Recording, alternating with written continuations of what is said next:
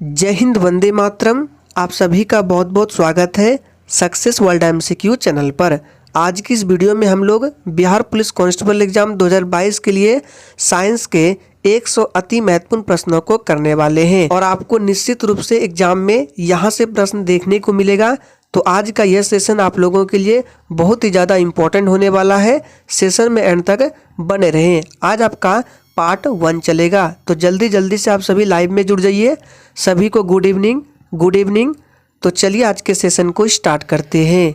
तो आज के सेशन का पहला प्रश्न है, निम्न में से कौन सा एक मादा लिंग हार्मोन नहीं है। आपको आंसर करने के लिए लाइव चैट का ऑप्शन दिया जाता है। अगर किसी भी प्रश्न का आंसर आता है तो लाइव चैट में अपना अपना आंसर जरूर लिखेंगे, क्योंकि आंसर करने से होता क्या है, आपको प्रश्न ज़्यादा दिन तक याद रहते हैं। तो देखिए, इसमें पूछा जा रहा है कि निम्न में से कौन सा एक मादा लिंग हार्मोन नहीं है। तो डी ऑप्शन जो है टेस्टोस्टेरोन, ये जो है मादा लिंग हार्मोन नहीं है, ये पुरुष लिंग हार्मोन है। बाकी तीनों जो है प्रोजेस्टेरोन, एस्ट्रोजन और रिलैक्सिन, ये तीनों मादा लिंग हार्मोन है, ध्यान रखना है। तो डी ऑप्शन हमारा बिल्कुल सही जवाब है। चलिए आगे देखते हैं, KMnO4 में मैग्नीज का ऑक्सीकरण संख्या क्या होगा। चलिए आपको इस वीडियो में बताते हैं कि ऑक्सीकरण संख्या कैसे निकालते हैं। तो देखिए, जिसको निकालना रहता है उसको आप सभी जानते हैं, X मान लेते हैं, ठीक है। उसके बाद क्या करना है, सबसे पहले देखिए आपका पोटेशियम है। तो पोटेशियम का इलेक्ट्रॉनिक विन्यास क्या होता है, इसका परमाणु संख्या होता है 19।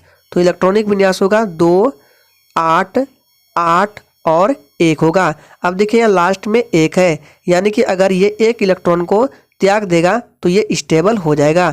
अगर इलेक्ट्रॉन त्यागेगा तो +1 होगा। एक इलेक्ट्रॉन त्याग रहा है इसलिए +1 हो गया, यानी कि पोटेशियम का क्या हो गया, +1 हो गया। अब देखिए Mn को हमने X माना है। उसके बाद बात करते हैं ऑक्सीजन का। तो देखिए ऑक्सीजन का परमाणु क्रमांक होता है 8 और इसका इलेक्ट्रॉनिक विन्यास होता है 2 और 6 होता है। अब यहाँ पे देखिए इसके लास्ट में क्या है, 6 है। अगर ये 2 इलेक्ट्रॉन को ग्रहण कर लेता है तो ये स्टेबल हो जाएगा, यानी कि 2 इलेक्ट्रॉन को ग्रहण कर रहा है तो -2 होगा। तो आपको याद रखना है पोटेशियम का क्या हुआ था, +1 और ऑक्सीजन का -2। चलिए अब इसको सॉल्व करते हैं। तो देखिए फिर से यहाँ पे लिखते हैं KMnO4। अब देखिए पोटेशियम का क्या हुआ था, +1 हुआ था, तो यहाँ पे हम लिख देते हैं +1, ठीक है। और देखिए एक पोटेशियम है तो इसको गुना 1 से कर देंगे। उसके बाद प्लस Mn को हमने क्या माना था, X माना था। उसके बाद देखिए ऑक्सीजन कितना है, 4 है, तो 4 गुना और ऑक्सीजन का कितना हुआ था, -2 हुआ था, और बराबर 0 करते हैं। अब अगर आप इस समीकरण को सॉल्व करेंगे तो इसका आंसर आ जाएगा। तो चलिए इसको कर देते हैं। तो देखिए 1 गुना 1 करेंगे तो कितना होगा, 1 होगा, फिर प्लस X है, ठीक है। फिर देखिए 4 गुना 2 करेंगे और माइनस लगा है तो -8 हो जाएगा, और फिर बराबर 0। तो देखिए क्या हो जाएगा, 8 में 1 जाएगा तो -7 प्लस X बराबर 0 होगा। तो X बराबर कितना हो गया, +7 हो गया, यानी कि इस प्रश्न का राइट आंसर डी हो जाएगा, +7। तो उम्मीद करेंगे आप लोगों ने ऑक्सीकरण संख्या निकालना सीख गया होगा। नेक्स्ट क्वेश्चन देखिए, नेचुरल सिलेक्शन का सिद्धांत किसने प्रतिपादित किया था। चलिए आंसर करते जाएंगे। और देखिए जितने भी स्टूडेंट चैनल पर पहली बार आए हैं उनको बता दें, डेली रात 8:30 बजे इस चैनल पर बिहार पुलिस कांस्टेबल एग्जाम के लिए प्रैक्टिस सेट कराया जाता है। अगर आप करना चाहते हैं तो चैनल को सब्सक्राइब करके और साथ में बेल आइकन को प्रेस कर लें, ताकि आपसे एक भी सेशन मिस ना हो। और इसका जितना भी PDF होता है वो टेलीग्राम चैनल पर अपलोड किया जाता है, उसका लिंक आपको डिस्क्रिप्शन बॉक्स में मिल जाएगा। तो देखिए नेचुरल सिलेक्शन का सिद्धांत किसने प्रतिपादित किया था। तो जो ही बच्चे लाइव चैट में सी को दे रहे हैं, बिल्कुल सही जवाब है चार्ल्स डार्विन ने। नेक्स्ट क्वेश्चन देखिए, टमाटर का रंग लाल होता है, ये किस वर्णक की उपस्थिति के कारण होता है। पूछा गया प्रश्न है, चलिए आंसर बताएंगे। तो देखिए ये जो होता है किसके कारण होता है, लाइकोपेन के कारण होता है। मेलानिन के क्या कारण क्या होता है, तो देखिए त्वचा का जो रंग होता है ये मेलानिन के कारण होता है। कैरोटीन के कारण क्या होता है, तो गाजर का जो रंग लाल होता है वो कैरोटीन के कारण होता है और विटामिन के कारण क्या होता है, तो चुकंदर का जो रंग लाल होता है वो विटामिन के कारण होता है।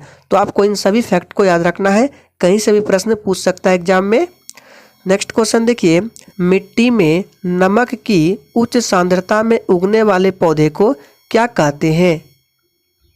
तो देखिए इसे बोला जाता है लवण मृदोभिद। इसको याद कर लीजिए, मिट्टी में नमक की उच्च सांद्रता में उगने वाले पौधे को लवण मृदोभिद बोला जाता है। नेक्स्ट क्वेश्चन देखिए, अनवीकरणीय ऊर्जा का स्रोत क्या है? चलिए आंसर करते जाएंगे, प्रत्येक स्टूडेंट को लाइव चैट में आंसर करते जाना है। तो देखिए इनमें से अनवीकरणीय ऊर्जा का स्रोत जो होगा वो आपका कोयला हो जाएगा। बाकी पवन, जल, सूर्य ये जो है नवीकरणीय ऊर्जा के स्रोत है। नेक्स्ट क्वेश्चन देखिए, उन तत्वों का समूह छांटिए जिसमें केवल धातुएं ही हो। सोच समझ के आंसर करना है। तो देखिए अगर हम फर्स्ट ऑप्शन की बात करें तो फर्स्ट ऑप्शन में देखिए कार्बन आ गया, ये तो धातु है ही नहीं। ऑप्शन बी में देखिए यहाँ ब्रोमीन है, ये भी धातु नहीं है। ऑप्शन सी में नाइट्रोजन गैस है और ऑप्शन डी जो है इनमें सभी जो है धातु है, यानी कि डी ऑप्शन बिल्कुल सही जवाब हो जाएगा। ध्यान रखना है, बेरियम हो गया, कैल्शियम हो गया, स्ट्रांसियम हो गया और सोडियम हो गया। नेक्स्ट क्वेश्चन है, निम्न में से कौन सी मूल मात्रक नहीं है? फटाफट से आंसर करते जाएंगे। और फ्रेंड्स अगर देखिए आप लोगों को सेशन थोड़ा भी पसंद आता है तो आप लोगों का फर्ज बनता है कि आप लोग सेशन को दिल से लाइक करें और सभी को लाइक करना है। जितने भी लोग वॉच कर रहे हैं सभी को लाइक करना है। तो देखिए कौन सी मूल मात्रक नहीं है, तो मूल मात्रक टोटल 7 है, जिसमें से ओम जो है ये मूल मात्रक के अंतर्गत नहीं आते हैं। डी ऑप्शन बिल्कुल सही जवाब है। नेक्स्ट क्वेश्चन है, गैमेक्सिन, डीडीटी और ब्लीचिंग पाउडर महत्वपूर्ण यौगिक है। ये तीनों किसके महत्वपूर्ण यौगिक है? तो देखिए गैमेक्सिन का सूत्र भी कभी कभी पूछा जाता है, तो इसका सूत्र यहाँ पे लिखते हैं C6H6Cl6, ये होता है गैमेक्सिन का सूत्र।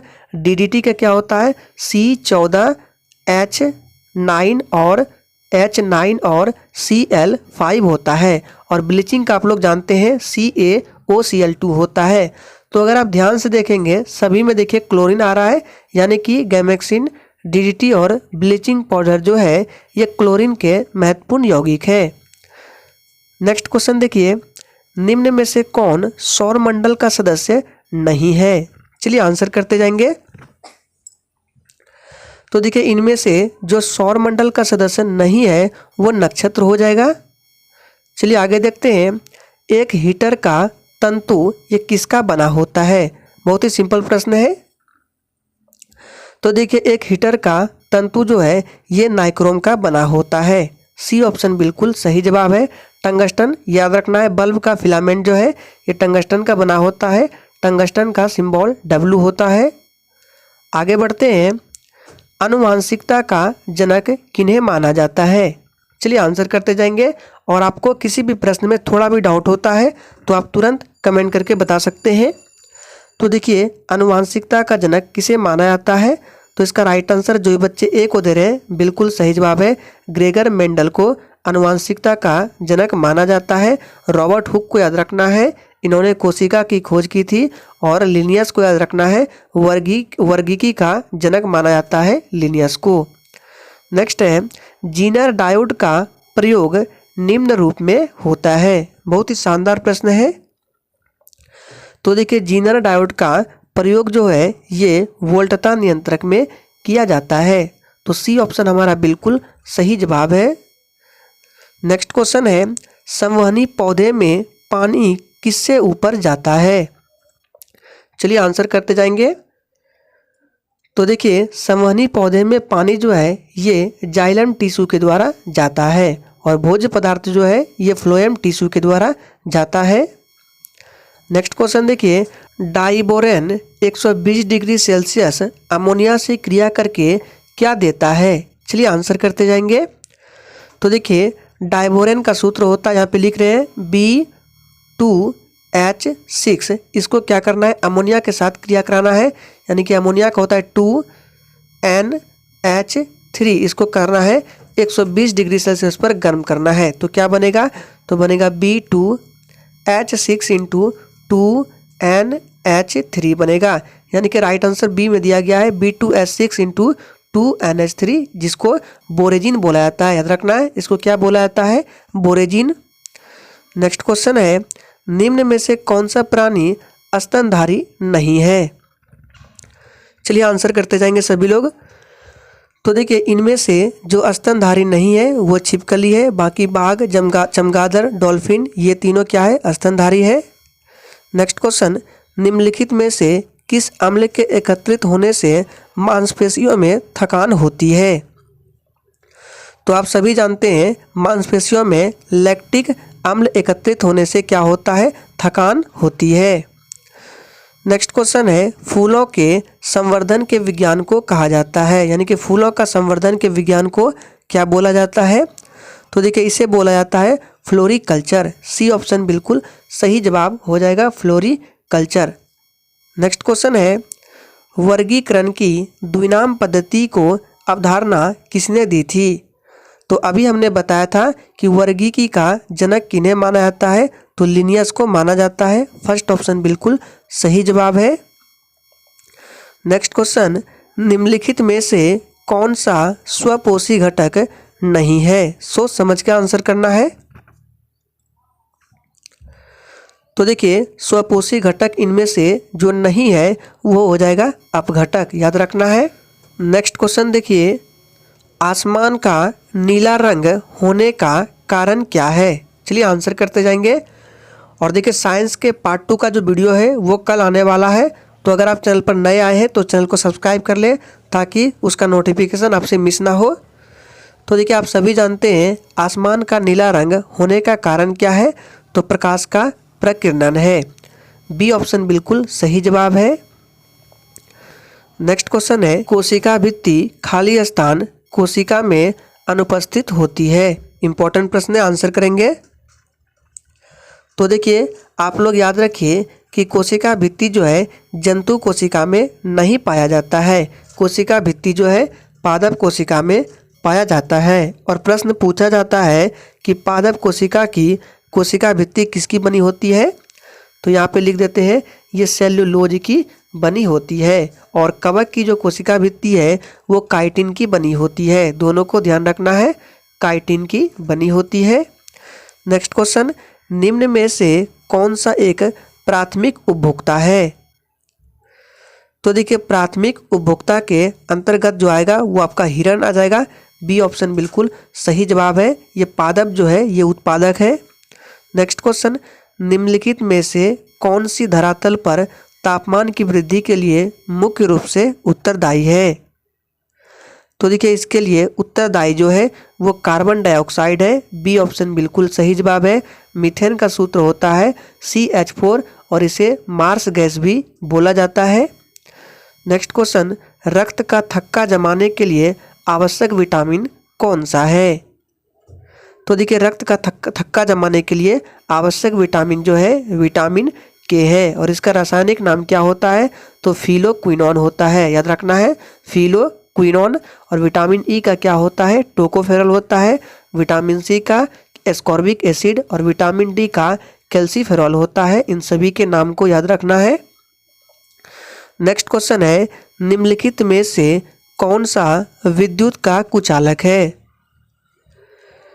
तो देखिए, आप सभी जानते हैं बहुत ही सिंपल प्रश्न है, प्लास्टिक जो है ये विद्युत का कुचालक है। नेक्स्ट क्वेश्चन, भारी जल का अनुभार है। तो देखिए, एक होता है भारी जल और एक होता है साधारण जल।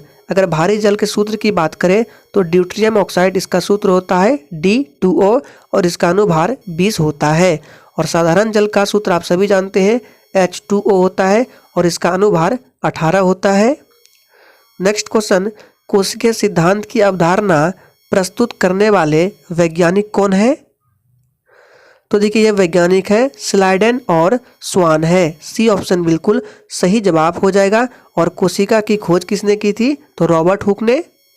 नेक्स्ट क्वेश्चन, संक्षेपण बहुलक का उदाहरण क्या है? तो देखिए, टेरिलिन जो है ये संक्षेपण बहुलक का उदाहरण है। नेक्स्ट क्वेश्चन, यदि एक वस्तु का वेग दोगुना कर दिया जाए तो उसकी गतिज ऊर्जा क्या होगी? तो देखिए इसको भी निकालने के लिए हम बताए थे, तो गतिज ऊर्जा का सूत्र होता है हाफ एम भी स्क्वायर होता है।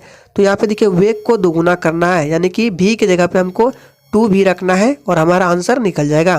तो 1/2 गुना एम गुना 2 भी का अगर स्क्वायर करेंगे तो क्या होगा, 4 भी स्क्वायर हो जाएगा। अब यहाँ से आपको हाफ एम भी स्क्वायर निकालना है, तो हाफ निकाल लेंगे, एम निकाल लेंगे, भी स्क्वायर निकाल लेंगे, तो क्या बच रहा है, 4 बच रहा है, यानी कि 4 गुनी हो जाएगा। नेक्स्ट क्वेश्चन, निम्नलिखित में से कौन सा अकोष्कीय जीव है? तो देखिए इनमें से जो अकोष्कीय जीव है वो विषाणु है। बी ऑप्शन बिल्कुल सही जवाब हो जाएगा, याद रखना है। नेक्स्ट क्वेश्चन, मोमबत्ती का जलना निम्न में से किस परिवर्तन का उदाहरण है?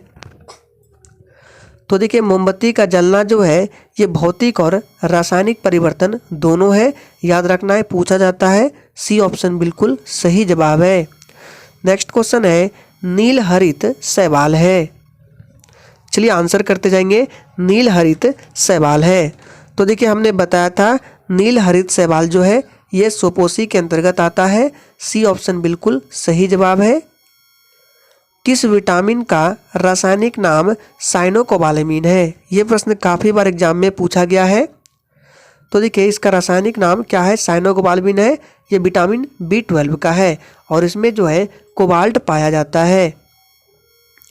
नेक्स्ट क्वेश्चन, निम्नलिखित में से किसका द्रव्यमान सबसे अधिक है? सोच समझ कर आंसर करना है। और फ्रेंड्स अगर आप लोगों ने अभी तक सेशन को लाइक नहीं किया है तो प्लीज़ सभी लोग सेशन को लाइक करें। अगर सेशन अच्छा लग रहा है तो ही लाइक करना है, वरना आप लोग डिसलाइक करके जा सकते हैं। तो देखिए किसका द्रव्यमान सबसे अधिक है? तो अल्फा कण का द्रव्यमान जो है सबसे अधिक होता है। नेक्स्ट क्वेश्चन है, पुष्प के किस भाग से केसर उत्पन्न होती है? ये प्रश्न आप लोगों के लिए इम्पोर्टेंट भी है। तो देखिए पुष्प के वर्तिकाग्र भाग से केसर उत्पन्न होता है, याद कर लीजिए, वर्तिकाग्र से। नेक्स्ट क्वेश्चन देखिए, निम्न में से किस गैस को मार्स गैस के नाम से भी जाना जाता है? तो देखिए इसका राइट आंसर जो ही बच्चे ऑप्शन ए को दे रहे हैं बिल्कुल सही जवाब है। मीथेन यानी कि CH4 को मार्स गैस के नाम से भी जाना जाता है। नेक्स्ट क्वेश्चन है, लेंस की शक्ति का संबंध है। तो देखिए लेंस की शक्ति का मात्रक पूछे तो डायोप्टर होता है और लेंस की शक्ति P बराबर क्या होता है, 1/f होता है, यानी कि फोकस का व्युत्क्रमानुपाती होता है। सी ऑप्शन बिल्कुल सही जवाब है। मानव के लिए श्रव्य आवृत्ति का प्रास कितना होता है? तो देखिए मानव के लिए श्रव्य आवृत्ति का प्रास जो है ये 20 से 20,000 हर्ट्ज होता है, यानी कि डी ऑप्शन बिल्कुल सही जवाब है, 20 से 20,000 हर्ट्ज। वर्मी कंपोस्ट में संलग्न मुख्य जीव का नाम क्या है? इसका सही जवाब जो भी बच्चे ए को दे रहे हैं बिल्कुल सही जवाब है, केचुआ है। नेक्स्ट क्वेश्चन, निम्नलिखित में से उच्च चालक कौन सा है? इंपॉर्टेंट प्रश्न है। तो देखिए इन चारों ऑप्शन में से सिल्वर जो है ये उच्च चालक है, इसका सिंबल Ag होता है और परमाणु क्रमांक 47। नेक्स्ट क्वेश्चन, प्रति चुंबकीय पदार्थ की चुंबकीय प्रकृति कैसी होती है? तो देखिए प्रति चुंबकीय पदार्थ की चुंबकीय प्रकृति जो है वो ऋणात्मक होती है। बी ऑप्शन बिल्कुल सही जवाब है। प्रति चुंबकीय पदार्थ के उदाहरण जो है जस्ता है, बिस्मित, नमक, तांबा, चांदी, ये सभी जो है प्रति चुंबकीय पदार्थ के उदाहरण है। नेक्स्ट क्वेश्चन है, वंशागति का क्रोमोसोमवाद का सिद्धांत किसने प्रस्तुत किया था? तो देखिए ये प्रस्तुत किया था सटन और बोमेरी ने। डी ऑप्शन बिल्कुल सही जवाब है। नेक्स्ट क्वेश्चन, निम्न में से कौन सा रासायनिक परिवर्तन का उदाहरण है?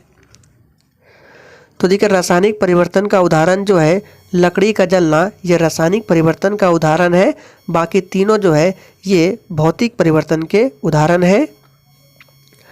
मधुमक्खी पालन का वैज्ञानिक नाम क्या है? तो देखिए मधुमक्खी पालन का वैज्ञानिक नाम एपी कल्चर है। सी ऑप्शन बिल्कुल सही जवाब है। सेरीकल्चर में रेशम कीट का पालन किया जाता है। आप लोग कमेंट करके बताएंगे हर्टिकल्चर और वर्मी कल्चर में क्या होता है। नेक्स्ट क्वेश्चन है, एक सौर जल हीटर में गर्म जल कब प्राप्त नहीं किया जा सकता है?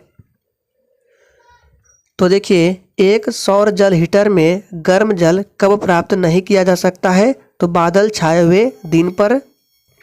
नेक्स्ट क्वेश्चन, ऊपरी वायुमंडल की ऊपरी परत निम्न में से किसके कारण कम हो रही है? चलिए आंसर बताएंगे। तो देखिए ऊपरी वायुमंडल की ऊपरी परत जो है ये क्लोरोफ्लोरोकार्बन के कारण कम हो रही है। CFC, जिसको क्लोरोफ्लोरोकार्बन भी बोला जाता है।